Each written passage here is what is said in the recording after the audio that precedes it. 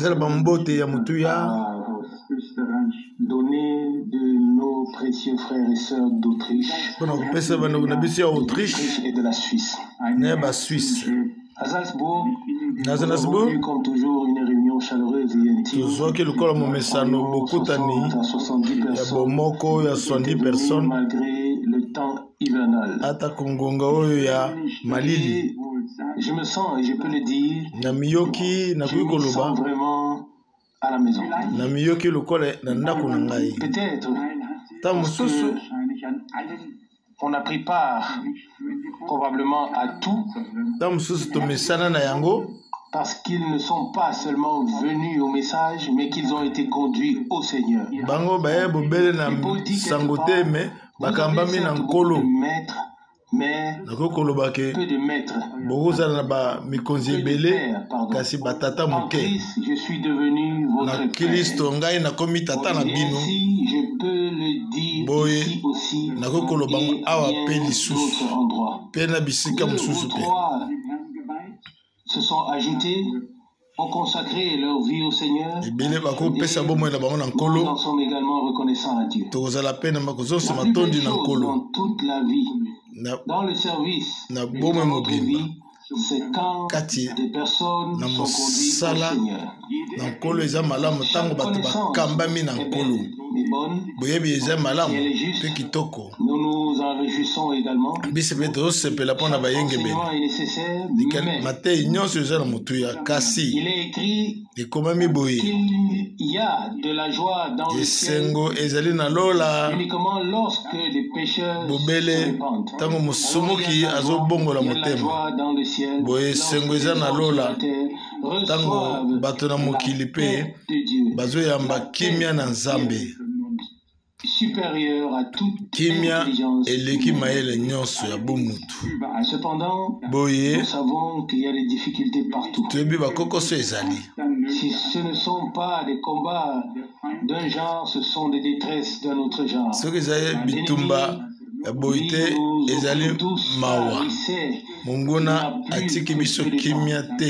Et je souhaiterais, comme je l'ai déjà dit quelque part, je souhaiterais que nous qui sommes avancés en âge, qui avons déjà plus de difficultés à nous lever,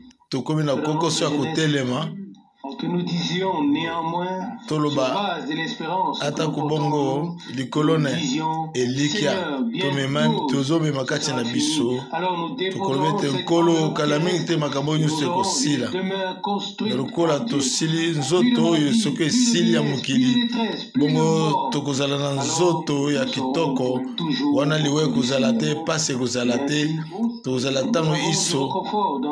Chaque situation, peu importe ce qu'il arrive, nous trouvons toujours un passage biblique dans lequel nous pouvons puiser du réconfort. Et c'est pourquoi il est écrit que nous recevons la consolation que nous donne les saints. C'est la consolation de Dieu.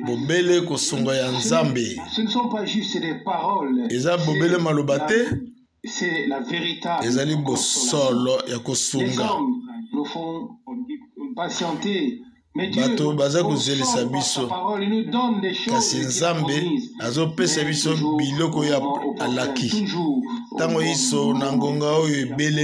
Vous pouvez vous imaginer ce qu'ont vécu les prophètes de l'Ancien Testament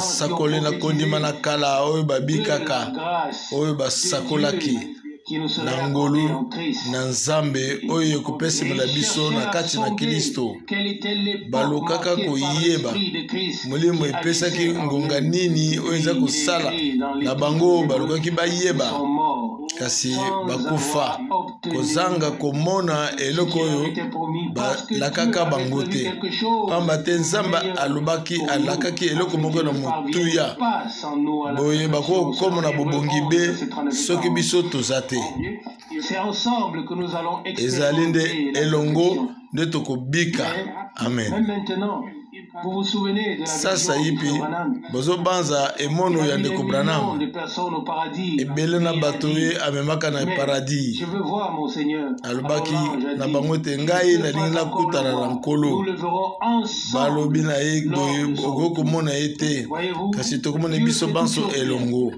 Zamba salaka mansu kitoko. Sont déjà au paradis. Bande wana biso basili ko komo na paradis. Que le Seigneur ezali tango nkolo ye akozonga nous le rencontrerons biso banso tokokota na ye elongo. Sinon nous serions terriblement désavantagés si tant d'entre nous avaient déjà vu sa face. Soki bakati na biso bamonaki nano elongi na ye te bongo biso toza nano awa kati na loboko ya kolelalela ezala kitoko te. Kasi asili koloba Nzambe asalaka manso na ngonga malamu. Au cours de ce voyage, na mobembo yango j'ai repensé à tous les fruits na banzaki de tous les différents pays et bamboka et à la façon dont Dieu a ouvert les portes ndenge nini Nzambe azofungola bikuke au fil des années. na mitema. Avant d'y arriver, j'aimerais joindre aux précieuses pensées qui ont déjà été zongela likaniso elobamaki et appeler le disciple préféré de Jésus. Oyo babengaki oyo Yesu alingaki makasi aza kolala na tolo na ye. Et il est également dit de Marie, de Lazare, que le Seigneur les aimait beaucoup. Marie na Lazare que tenkolo alingaka bango mingi. Il est aussi quelque part, il était même mieux accueilli dans d'autres lieux. Et il aimait particulièrement Lazare, Marie et Marie. Je ne sais pas pourquoi, c'est pas moi ici, mais je l'ai lu quelque part ici.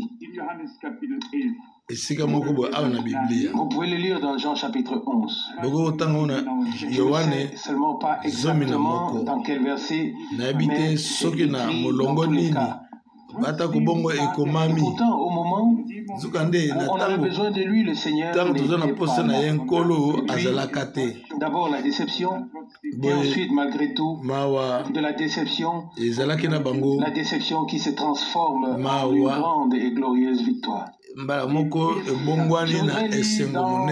Le premier épître de Jean, chapitre 4, passage parallèle à ce que nous avons déjà entendu de l'évangile de Jean au chapitre 15.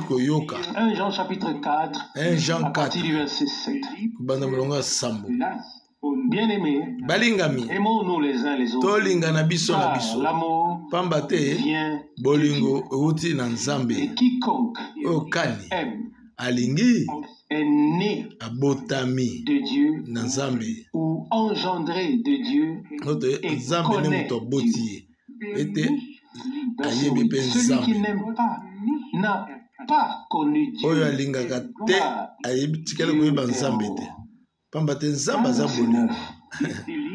L'amour de Dieu pour nous a été manifesté en ce qu'il a envoyé son Fils engendré dans le monde afin que nous vivions par lui. Et cet amour consiste non point en ce que nous avons aimé Dieu, mais en ce qu'il nous a aimés et a envoyé son Fils comme victime expiatoire pour nos péchés. Verset 11. Si Dieu nous a ainsi aimés, nous devons aussi nous aimer les uns les autres. Verset 12. Personne n'a jamais vu Dieu. Mais si nous nous aimons les uns les autres, Dieu demeure en nous et son amour est parfait en nous. Amen. Il y a au moins deux possibilités. Soit l'obéissance, soit la désobéissance. Soit la mise en pratique, soit ne pas mettre en pratique. Soit la foi, soit l'incrédulité. Ici, on nous montre clairement ce que Dieu attend. Je pense que ce n'est pas du tout difficile d'aimer ce que Dieu a aimé. Je ne sais pas si vous devez faire des efforts pour cela. Si vous devez encore faire des efforts, alors laissez tomber. Mais ça doit venir du cœur, ça doit jaillir. Comme je l'ai dit récemment à quelqu'un, il était question du baptême de l'esprit. Et j'ai dit, ce n'est pas en secouant la tête, ni par quoi que ce soit d'autre, mais comme notre Seigneur l'a dit dans Jean 7, verset 36 à 38, qu'a-t-il dit? Des sources d'eau vive couleront de son sein, jaillissant dans la vie éternelle. Comme frère Branham l'a dit dans sa prédication, lorsqu'il a bu de cette source, il a demandé pourquoi bouillonnes-tu ainsi? C'est la traduction littérale. Et pourquoi es-tu si joyeuse? Pourquoi? La source ne pouvait pas lui donner la réponse. Il a demandé, es-tu heureuse que le gibier vienne boire ici? De quoi te réjouis-tu que je boive ici? Demandait-il. Et puis il dit, il y a une grande différence entre un étang ou des eaux stagnantes, ou des citernes, où il faut pomper sans arrêt. Et tant qu'on pompe, il y a quelque chose qui se passe, mais dès qu'on arrête de pomper, il n'y a plus rien. Et puis ici, il y avait une source qui jaillissait pour tous ceux qui avaient soif. Amen. Il n'était pas nécessaire de pomper. Ezaki kusenga teke botini kangona makasi te kasi yaka komela polele mai na bongo ezali bongo awa pe na maloba na Jean 7 na tikotanga elobami na mulongo ya tuku misatu na mwambe oyo akondimela ngai ndenge makomi elobi amen. Des sources d'eau vive couleront de son sein. Il parlait ainsi de l'esprit que devait recevoir ceux qui croient en lui. L'esprit n'était pas encore là parce que Jésus n'avait pas encore été.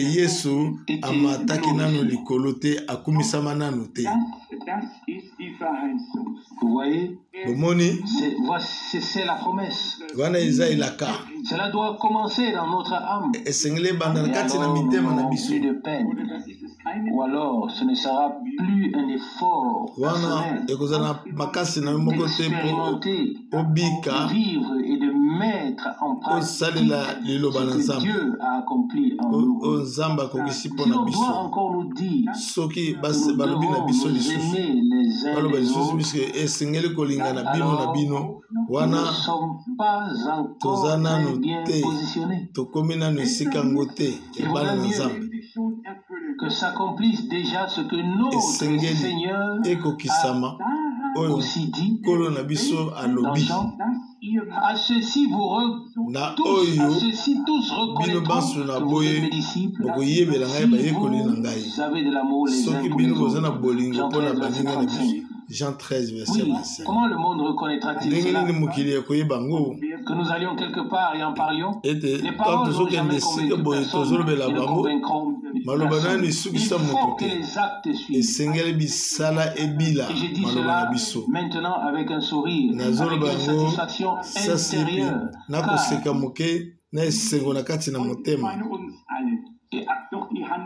Car je crois que Dieu m'a tendu la main. Il l'a fait pour nous tous. Il nous a aidés.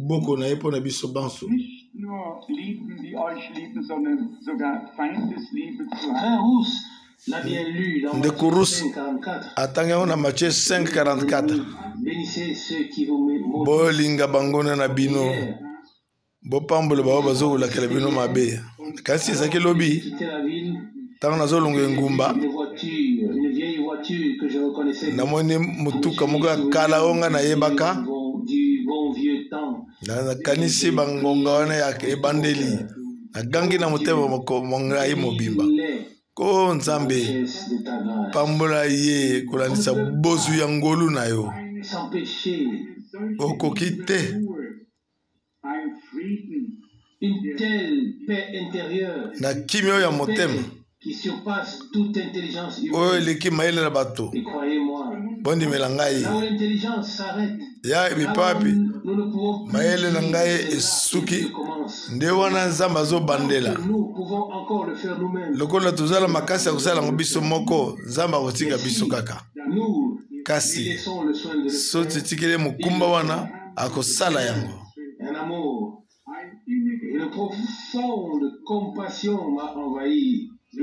Lokola mawezo ngai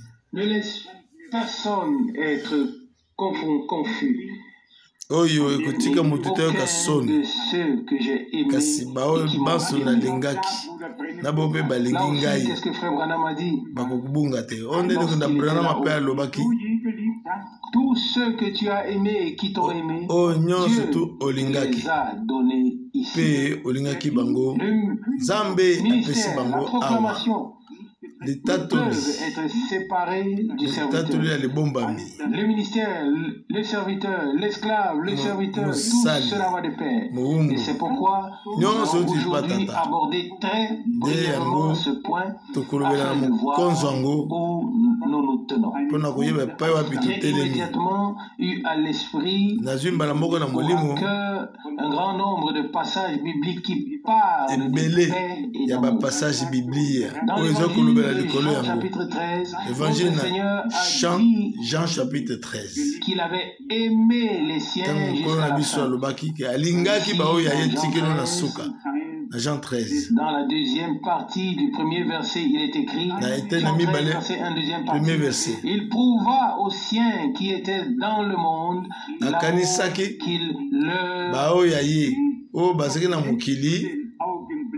l'amour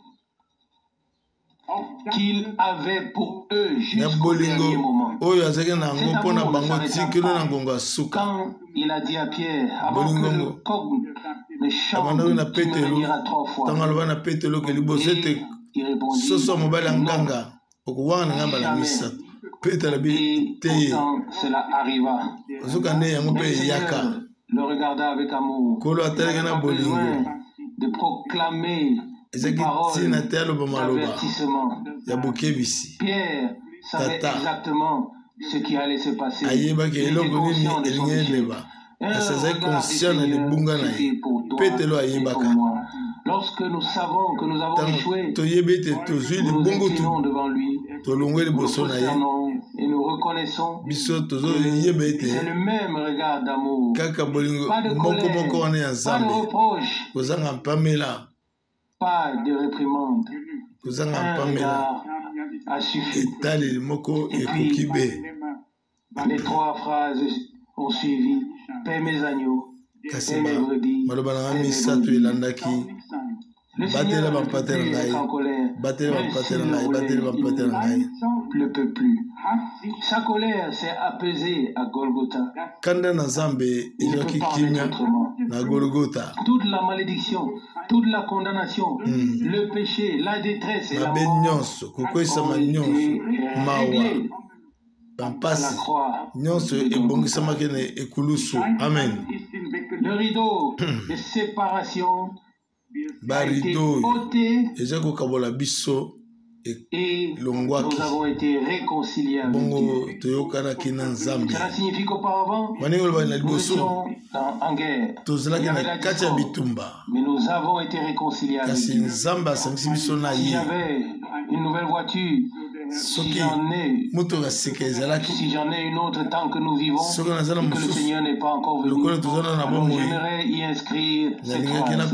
Laissez-vous réconcilier avec Dieu. Comme nous l'avons dit ici à plusieurs reprises, cet amour profond et ardent pour notre Seigneur doit à nouveau brûler dans nos cœurs.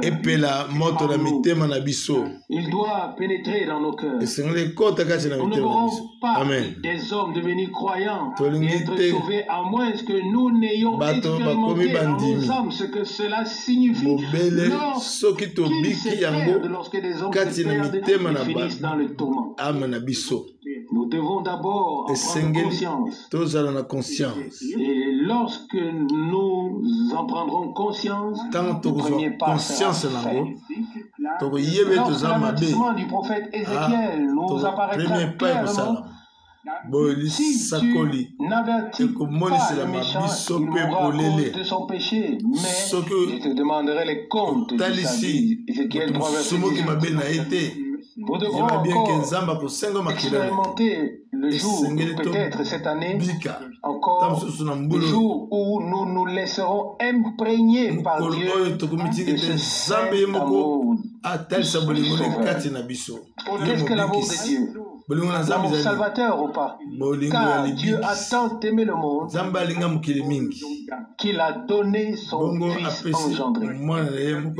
Quiconque a été appelé et élevé par cet amour divin qui ne peut que transmettre cet amour divin. Et là, nous voyons aussi, comme l'exprime Paul lorsqu'il dit, nous vous exhortons et nous vous supplions, laissez-vous réconcilier avec Dieu. Que le Seigneur puisse vous accorder encore une fois cette grâce d'être véritablement imprégné et de pouvoir entrevoir ici un peu les cris, les gémissements dedans, les hurlements de ceux qui finissent dans les tourments, afin que nous sachions ce que nous devons faire pour leur prêcher le salut. L'avons-nous bien compris? Notre Seigneur a parcouru tout le chemin et nous sommes heureux qu'il soit devenu homme pour nous comprendre. Ce n'est qu'ainsi qu'il a pu devenir un souverain sacrificateur fidèle, parce qu'il a été tenté en toutes choses, comme chacun d'entre nous, en toutes choses. Dans l'Ancien Testament, Dieu était dans un corps spirituel. Il a rendu le jugement de manière sévère et à juste titre. Mais dans le Nouveau Testament, il a pris son propre jugement sur lui-même. Et cela à cause de nous. Et il est mort à notre place. Il est descendu en enfer, où nous serions tous descendus. Et il est ressuscité le troisième jour d'entre les morts, afin que nous ayons la vie éternelle et que nous ne descendions pas en enfer, mais que nous soyons enlevés avec lui lorsqu'il reviendra pour prendre les siens à la maison. J'ai lu les deux passages bibliques. Le week-end, j'ai lu un passage du chapitre 16 des Actes des Apôtres, moi-même les deux. Je voudrais les relire ici aujourd'hui et ajouter quelques remarques. Actes des Apôtres, chapitre 16, deuxième partie du verset 12. Acte 16, 12, deuxième partie. Nous passons quelques jours dans cette ville. Le jour du sabbat, nous nous rendîmes à la porte de la ville, près du fleuve, où nous pensions que se trouvait un lieu de prière. Nous nous assîmes là, aux femmes qui s'étaient rassemblés. Verset 14. Parmi les auditrices se trouvait une femme craignant Dieu, marchande de pourpre de la ville de Thyatire. Le Seigneur lui ouvrit le cœur afin qu'elle fût attentive aux paroles de Paul. Verset 15. Après avoir été baptisé avec toute sa famille, la demande: si vous me jugez fidèle au Seigneur, entrez dans ma maison et demeurez-y. Elle nous pressa par ces instances. Jusqu'ici cette parole. C'est tout simplement merveilleux de dire que même Paul s'est laissé guider par une supposition. Ce n'était pas toujours des révélations, ce n'était pas toujours des instructions claires. Il y avait toujours une chose: saisir chaque occasion qui se présentait pour proclamer la parole. C'était toujours le cas. Vous pouvez continuer la lecture. Dans le chapitre suivant, il arrive à Athènes, il se rend à la colline d'Arès et il voit tous les adorateurs. L'inscription au Dieu inconnu. Et il saisit immédiatement l'occasion et dit: ce que vous ignorez, nous vous l'annonçons.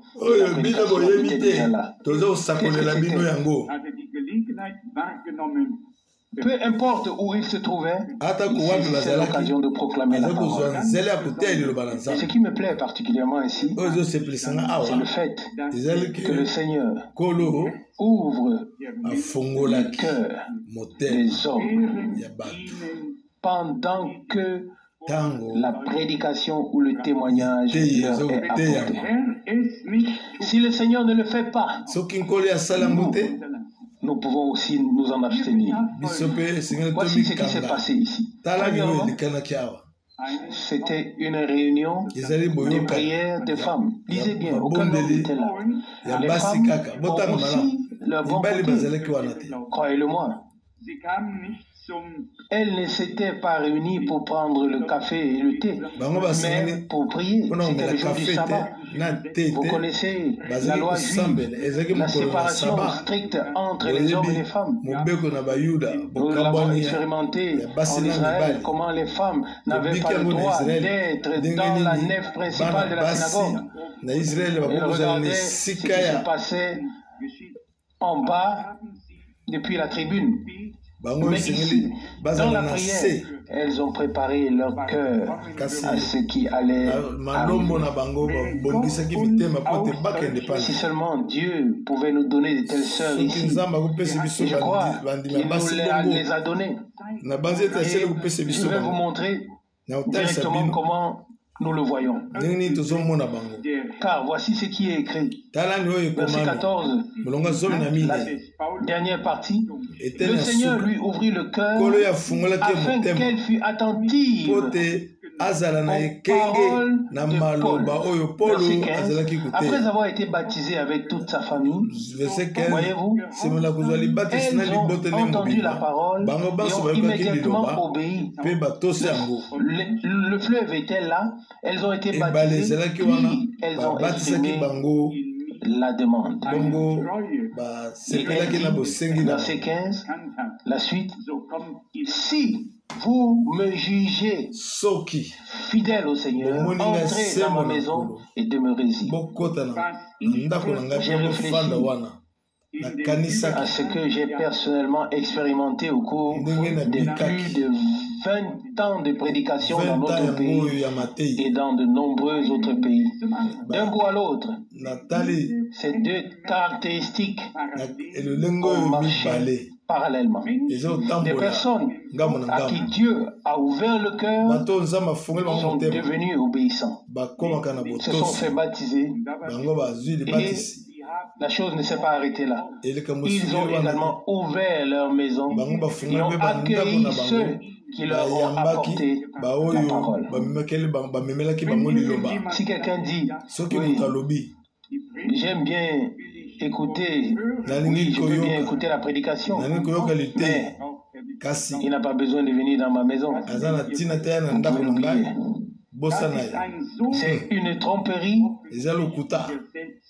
oui, de soi-même, tellement évidente qu'il n'est pas nécessaire d'utiliser un miroir pour le voir. Il faut voir comment cela s'est passé à l'époque et reconnaître que cela se passe encore aujourd'hui. Si je prends la liberté ce soir de citer quelques noms, les noms des personnes qui sont présentes ici, alors je le fais avec une grande joie et avec une grande reconnaissance. Je regarde ici, Frère Teraï, nous arrivons à Ambo, nous ne connaissons personne, nous proclamons la parole. Et qu'est-ce qui se passe après la réunion? Il vient devant, il me dit, Frère Franck, vous pouvez passer la nuit chez moi. Je suis entré dans sa maison et nous avons passé la nuit là-bas. Je pourrais continuer ainsi, un après l'autre, toujours de manière parallèle. Je pense à nos frères et sœurs, à Frère Schmitt, à vous tous. Qu'est-ce que c'était? Qu'est-ce que c'était? C'était les deux choses. L'acceptation de la parole et l'accueil chaleureux de ceux qui ont porté et apporté la parole. Ça va tout simplement de pair.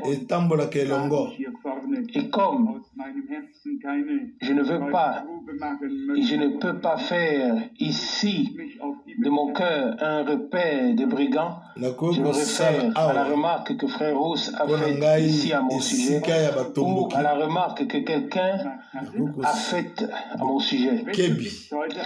Ma sœur est assise ici ce soir et soit très compris pour elle.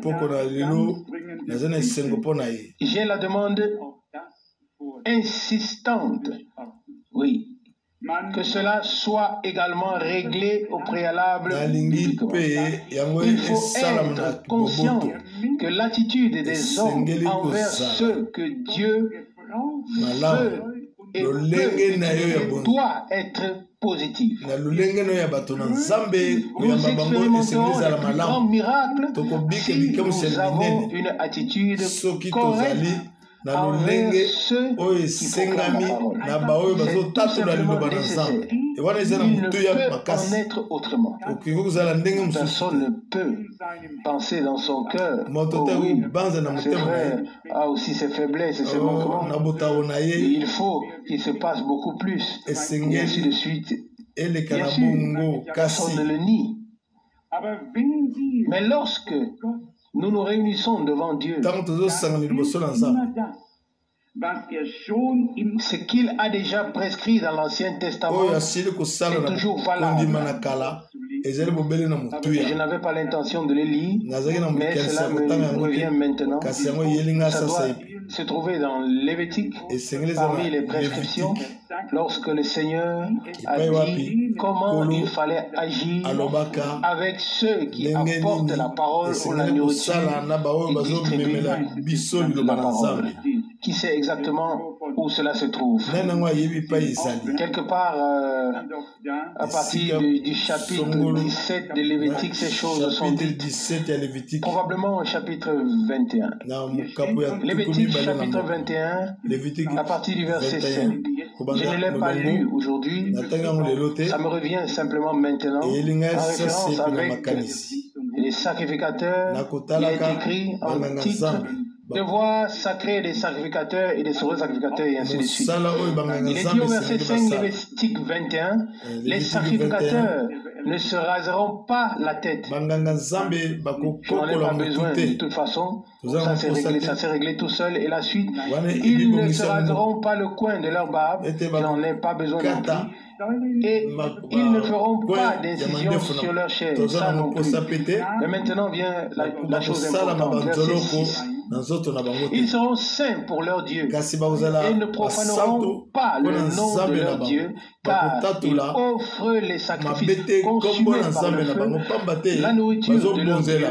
C'est pourquoi ils seront saints. D'autres prescriptions que nous connaissons tous sont ensuite données ici.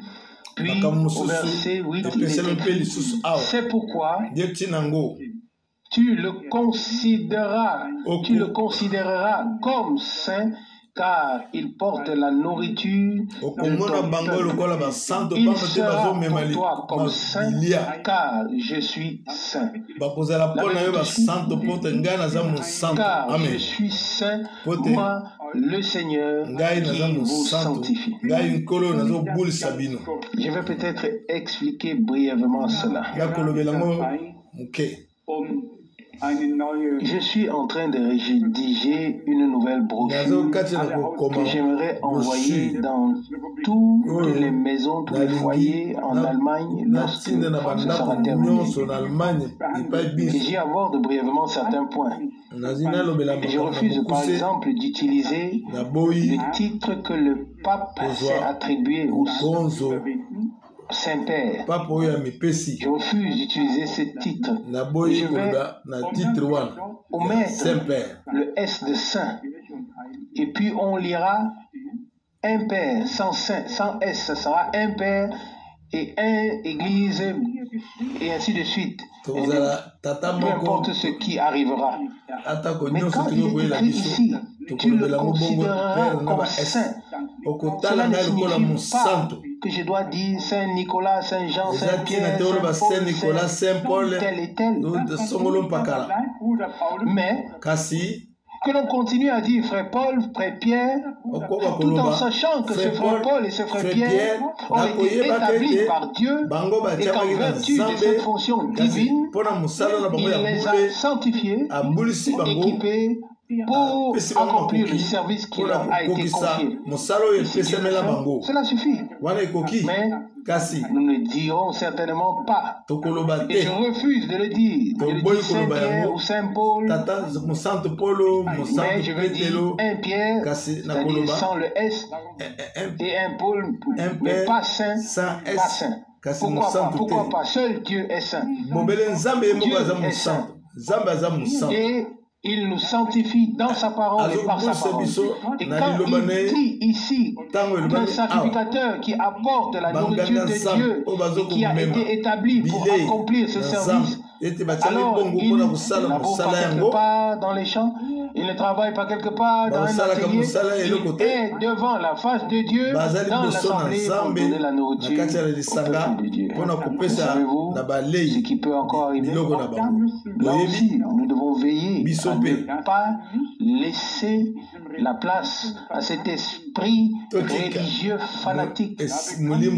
Aujourd'hui, au cours d'une conversation téléphonique, j'ai appris qu'un de mes frères bien-aimés, qui m'est très proche, a publié une lettre circulaire dans un pays, voire dans plusieurs pays, dans laquelle il a écrit « Quiconque ne reconnaît pas que frère Franck est le serviteur de Dieu mandaté pour distribuer la nourriture, celui-là doit annuler la chose ou quelque chose de ce genre. Cela m'a mis mal à l'aise. Avons-nous vraiment besoin de ça? Le Seigneur Jésus a-t-il jamais parlé de lui-même? D'autres l'ont-ils fait? A-t-il posé des conditions? Si Dieu n'ouvre pas le cœur, personne ne le fera. Mais une chose est certaine, chez certaines personnes, la chose va vite, mais chez d'autres personnes, devons-nous maintenant agir de manière aussi pressante?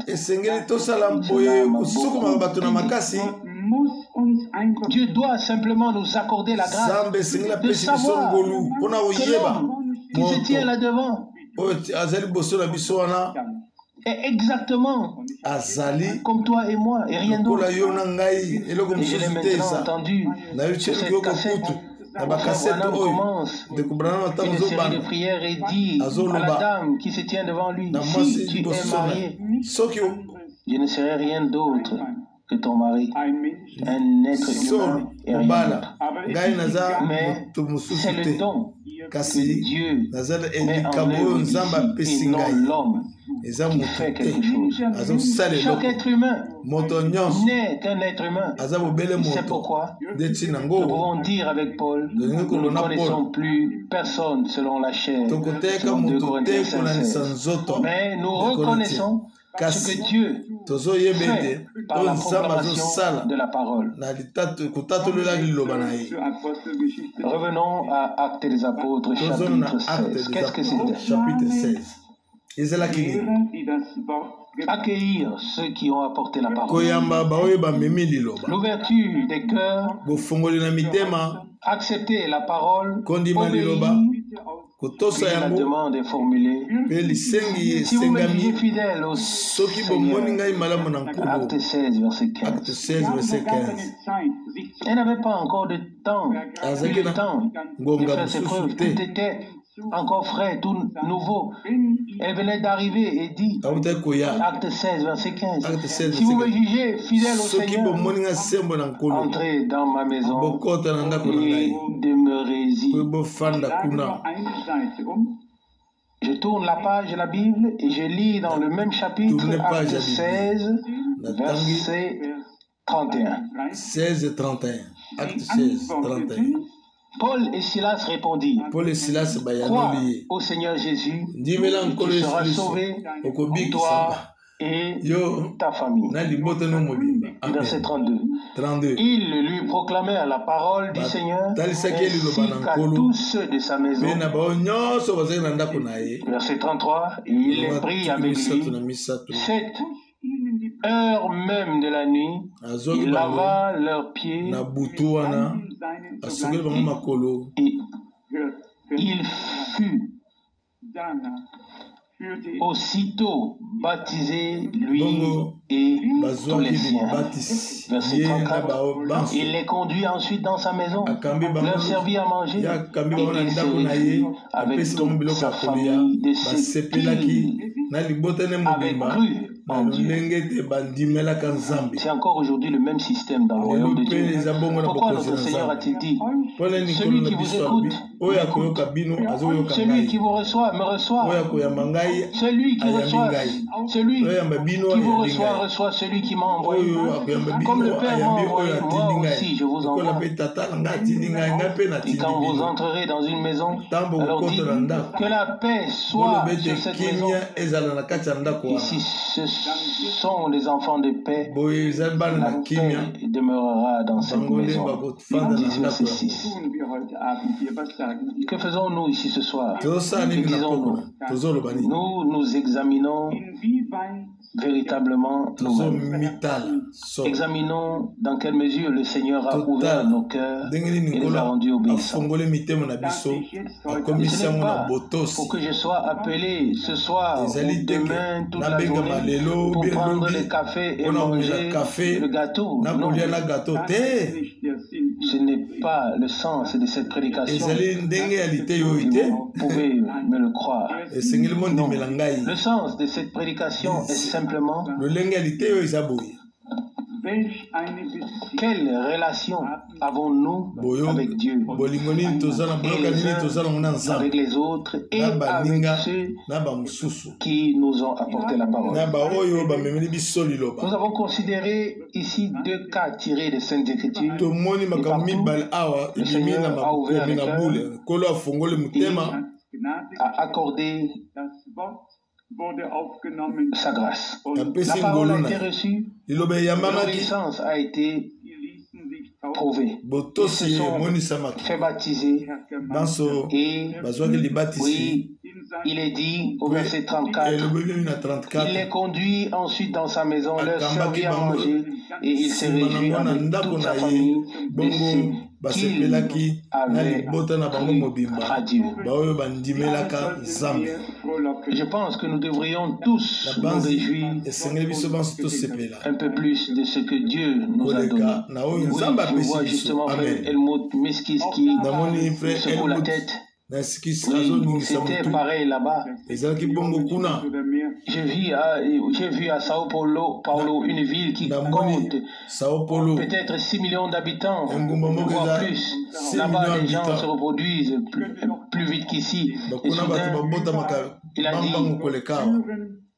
Oui, viens chez nous. Et c'était fait. Je pourrais en citer davantage. Partout, Dieu a ouvert les portes, les cœurs et les maisons. Les frères qui servent ici dans la parole sont-ils les bienvenus à chaque table, dans chaque maison? Pardon? Oh, c'était faible. Oh, que c'était faible. S'il vous plaît. Frère Schmidt, la Bible dit un ancien est digne d'un double honneur. Nous ne devons pas attendre que quelqu'un dépose une couronne sur notre tombe, comme l'a dit Frère Branham, mais plutôt lui offrir un bouquet ici sur terre. Nous sommes reconnaissants de tout cœur pour notre frère Rose. Et nous avons beaucoup à rattraper. Jusqu'à présent, nous sommes trop rarement assis à table pour manger et boire ensemble. Et j'ai dit à Frère Schmidt ce soir, sans savoir exactement de quoi nous allions parler ici, que diriez-vous d'aller manger demain soir avec quelques frères? Et il m'a répondu, laisse-moi tranquille. Oui, vous savez quelle est la pensée? Nous sommes entre nous. Et croyez-moi, parfois j'ai envie de pouvoir abattre un bœuf, allumer le barbecue et de dire, venez tous, mes frères et sœurs, faisons la table ensemble, faisons un barbecue, passons un moment ensemble et approfondissons nos liens. Ne serait-ce pas une bonne chose? Oui, vous voyez, c'est comme ça. Et puis, quelqu'un dirait, est-ce nécessaire? Pensez-vous que cela nous ferait du bien si chacun se repliait dans sa coquille et qu'on se salue à peine? Ici, quand on arrive et quand on part, et peut-être encore en regardant à gauche et à droite la dame ou le monsieur qui passe, cela ne peut pas être juste. Dieu veut que l'amour qu'il a mis en nous s'exprime aussi les uns envers les autres. Et je ne serais pas surpris si un jour, dans peu de temps, je parvenais à abattre un bœuf et à dire ensuite, venez, et un autre fera le gâteau, je tuerai le bœuf, quelqu'un d'autre fera la salade et un troisième fera le café. Que disons-nous ce soir ici? Nous sommes restés des gens sobres et nous le resterons jusqu'à la fin. Dieu nous soutiendra, il nous aidera et il rendra plus profond l'amour que nous lui portons et l'amour que nous nous portons les uns les autres. L'amour est le premier fruit de l'esprit. Vous pouvez le lire dans Galates chapitre 5, là où les fruits de l'esprit sont énumérés. Les fruits de la chair ont été énumérés avec toutes sortes de registres. Galates chapitre 5, verset 19. Or, les œuvres de la chair sont manifestes. Ce sont l'impudicité, l'impureté, la dissolution, l'idolâtrie, la magie, l'inimitié, les inimitiés, les querelles, la jalousie, les animosités, les disputes, les divisions, les sectes, l'envie, l'ivrognerie, les excès de table, et ainsi de suite. Les querelles, les jalousies, les disputes, les débauches, les animosités, tout est dans le même registre. Il est dit ici,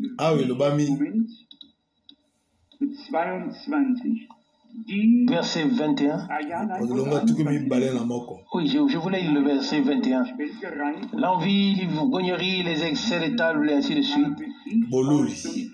Je vous dis d'avance, comme je l'ai dit, que ceux qui commettent de telles choses n'hériteront pas du royaume de Dieu. N'hériteront pas du royaume de Dieu. Nous sommes héritiers de Dieu et co-héritiers de Christ, mais pas avec le registre de péché et le registre de vice qui est énuméré ici, mais nous devons pouvoir être classés dans la catégorie énumérée au verset 22 et 23. Galates chapitre 5 verset 22. Mais le fruit de l'esprit, c'est l'amour, la joie, la paix, la patience, la bonté, la bienveillance, la fidélité, la douceur, la tempérance. La loi n'est pas contre de tels fruits. Verset 24. Mais ceux qui appartiennent à Jésus-Christ ont crucifié la chair avec ses passions et ses désirs. Maintenant, c'est vrai. Dans le verset 25 et 27, dans le verset 25 et 26, il y a quelque chose de très particulier, en particulier dans le verset 25. Galates 5, verset 25. Si nous vivons par l'esprit, alors marchons aussi par l'esprit. Il peut y avoir une différence entre vivre dans l'esprit et marcher dans la chair. Que les deux, la vie intérieure et la vie extérieure, soient en accord. Verset 25, il reprend. Si nous vivons dans l'esprit, marchons aussi dans l'esprit. Que l'intérieur et l'extérieur soient en accord. Et le verset 26 dit, ne cherchons pas une gloire vaine. Ne nous provoquons pas les uns les autres, ne nous envions pas les uns les autres. Il y a tant de choses que les Saintes Écritures énumèrent pour nous tenir, nous mettre le miroir devant nos yeux, pour nous faire vraiment reconnaître comment nous sommes devant Dieu. Nous l'avons lu ici, l'idolâtrie, la magie, les inimitiés, les querelles, les jalousies, les animosités, les disputes, les divisions, les sectes, les envies, les ivrogneries, les excellentables et ainsi de suite. Ceux qui commettent de telles choses n'hériteront pas du royaume de Dieu. Dieu veut nous aider. Dieu nous a aidés. Il approfondira l'œuvre qu'il a commencée afin que nous puissions être une source de bénédiction pour d'autres. Nous le recevons. Nous recevons ce qu'il a envoyé. Nous recevons sa parole. Et comme nous l'avons chanté ici, dans le cantique 178, ça m'a fait tellement de bien. Oh, regarde, le précieux agneau de Dieu, il s'est donné pour toi. Approche de la croix et regarde le précieux sang. Le sang seul nous purifie de tout péché.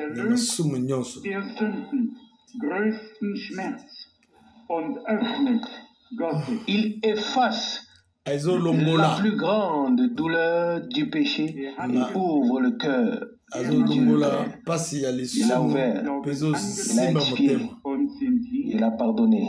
Nous l'avons accepté dans la foi et nous sommes ici pour le remercier, de tout cœur. Il a fait de grandes choses pour nous. Nous en sommes heureux. Levons-nous et rendons-lui la gloire.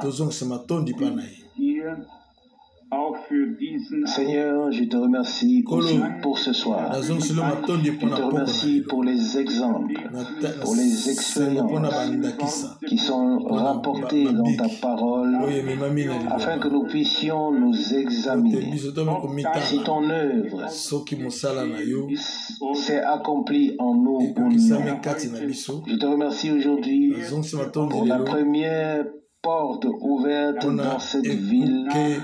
Après avoir reçu le message divin, je te remercie pour la grand-mère Borg, pour la sœur Borg, qui, à cette époque, a donné sa maison, a ouvert la porte et a dit, venez chez nous. C'est là que nous avons traduit et écouté la première prédication de Frère Branham et que nous l'avons traduit sur cassette. Seigneur fidèle, bénis-la dans son âge avancé et soit avec elle. Et bénis comme il est écrit, mille générations, tous ceux qui sont proches d'elle. Nous te prions et te remercions pour tous ceux que tu as conduits parmi nous. Ils sont restés fermes, fidèles. Je te remercie pour toute la maison Schmitt, pour toute la maison Rousse, les Fleck et tous ceux et tous les autres, ô Seigneur. Fondamentalement, pour tous mes frères, tous mes sœurs, tous ceux que nous ne pouvons pas nommer, je te remercie pour chaque frère et chaque sœur. Et j'ai une demande, ô Dieu.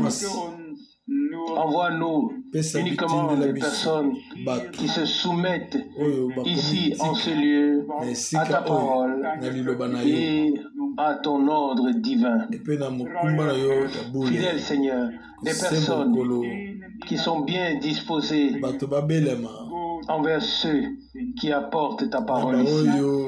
Seigneur, fais-nous comprendre que nous défendons ton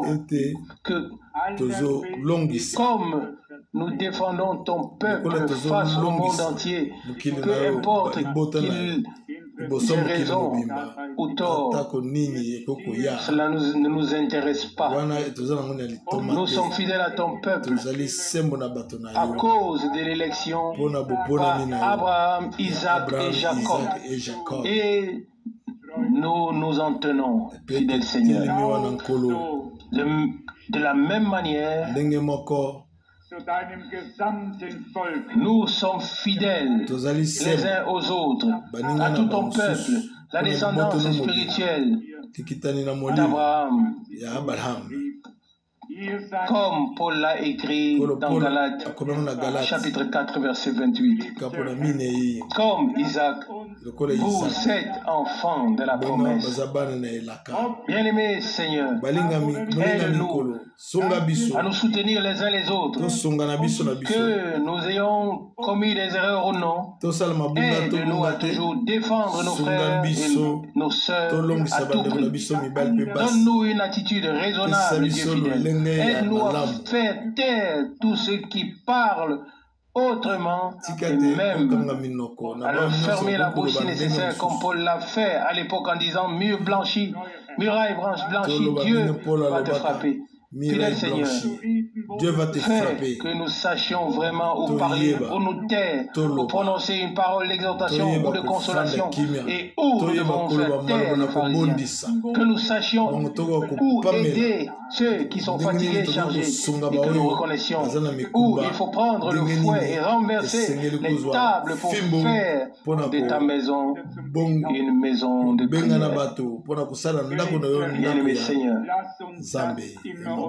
aide-nous à toujours faire cette distinction. Et je te prie particulièrement pour cela. Nous ne croyons pas que ce lieu soit saint, mais nous croyons que toi, le Saint, tu es présent ici dans l'Assemblée et que tu nous sanctifies par ta présence, par ta parole, par ton esprit, par ton sang. Alléluia. Nous ne sommes pas ici au Seigneur pour vénérer un lieu, mais pour t'adorer en esprit et en vérité. Amen.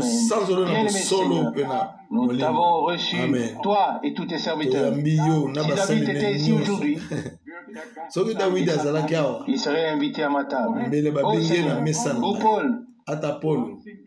Mais maintenant nous sommes ici. Fidèle Seigneur, fidèle Dieu, je te prie de tout cœur, accorde-nous à tous en ce lieu la grâce de remplir toutes les conditions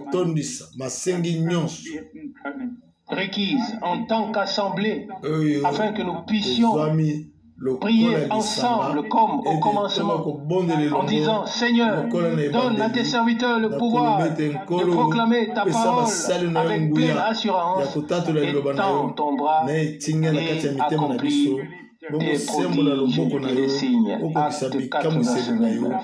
Confirme ta parole. Seigneur bien-aimé, nous te confions toute ta troupe rachetée par ton sang. Prends-nous, relève ceux qui sont découragés, fortifie les genoux qui faiblissent et languissants. Dieu fidèle, afin que nous puissions aller de l'avant dans la foi. Bénis-nous tous. Nous sommes ici représentés de plusieurs pays et pourtant nous sommes un en toi. Accorde-nous comme nous te l'avons déjà demandé et comme nous l'avons lu. Accorde-nous la grâce de ne pas seulement vivre dans l'esprit, mais aussi de marcher par l'esprit, afin que ce qui est divin en nous puisse aussi s'expérimenter ici-bas. Accorde-moi, accorde-nous la grâce pour cela. Couvre-nous de ton sang, conduis-nous par ton esprit, et que ta parole soit toujours une lumière sur notre chemin. Bénis tous, en particulier les requêtes que j'ai ici devant moi au Seigneur. Bénis tout le monde, sois près d'eux, accorde la délivrance, la rédemption, accorde le salut et la grâce partout où cela est nécessaire. Nous te le demandons. Et bénis-nous également le week-end et sois avec nous. Laisse-nous être rassemblés ici dans la foi que tu es présent comme tu l'as promis. Nous te remercions pour cela dans le saint nom de Jésus. Alléluia. Amen. Amen.